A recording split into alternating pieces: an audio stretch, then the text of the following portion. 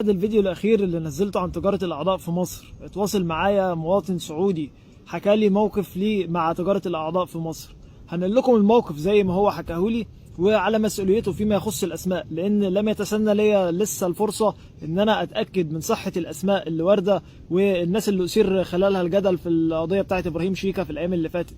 ولكن أنا عاوز أؤكد لكم على مسؤوليتي الشخصية أنا بقى إن تجارة الأعضاء مستشرية في مصر عند الأطباء الجراحين، والأطباء بتوع مصر عموما أغلبهم بيشتغلوا سماسرة لتجارة الأعضاء، والجراحين شغالين سماسرة لتجارة الأعضاء لدول الخليج ولدول أوروبا. بس دول أوروبا مسيطر عليها الأساتذة الكبار بتوع جامعات مصر اللي هم رؤساء الأقسام بتاعة الجراحة. هقرأ لكم الرسالة زي ما هو بعتها لي وبعدين نتناقش فيها. السلام عليكم ورحمة الله وبركاته.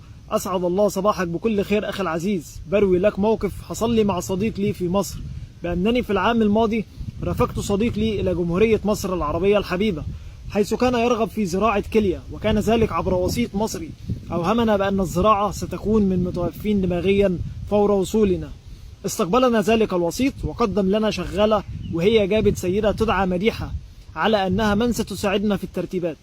لاحقا تبين أن الاسم قد لا يكون حقيقي، حيث تلقت اتصالا هاتفيا وناداها الطرف الآخر باسم أم سجدة.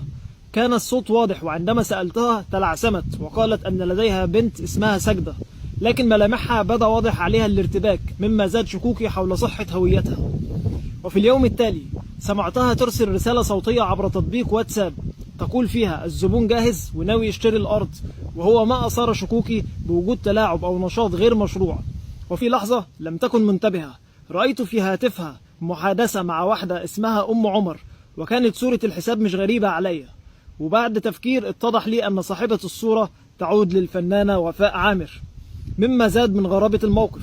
طلبت منها اللي اسمها أم مكة مقابلة الطبيب المختص، وإن كانت الكلية من متبرع حي الجلوس معه مباشرة، لكنها رفضت وقالت الطبيب ماشي تتقابلون معه، وأصرت على أننا مطالبون بدفع مبلغ 500 ألف جنيه مصري مقابل العملية، وأكدت أنه لا يوجد تلاعب وأننا صادقون في تعاملهم.